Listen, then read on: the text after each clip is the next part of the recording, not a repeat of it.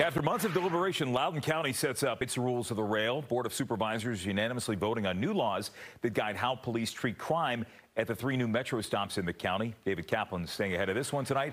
He's live at the Innovation Center stop with more. Hey, David. Jim, good evening to you.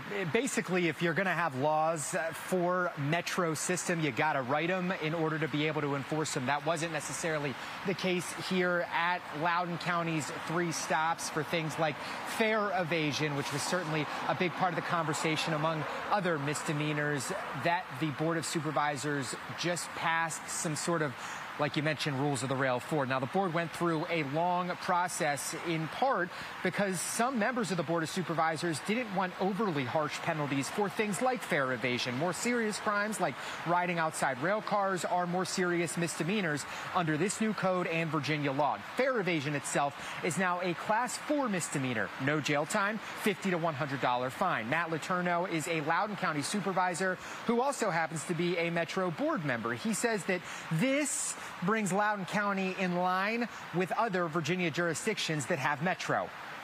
Our ordinances were totally silent about activity on a train, on a Metro train, because we didn't have Metro. And so there were questions about what really could be enforced. And in fact, there was not enforcement going on because we didn't have an ordinance on the books.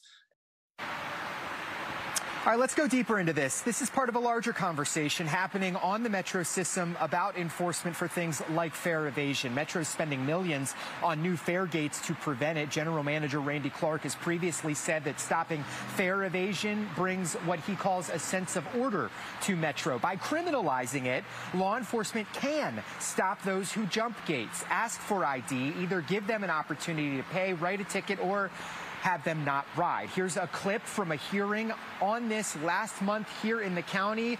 Letourneau asking Metro Police Chief Michael Anzalo why this enforcement is so important. Take a listen. In your experience, when we are able to enforce fare evasion, does it have an impact on crime, other types of crime on the system? Yes, it does. So when we ramped up fare evasion, I want to say in 2017, 2018, our crime dropped off tremendously when we did those enforcement efforts. Dave, what kind of concern did the supervisors have about all this?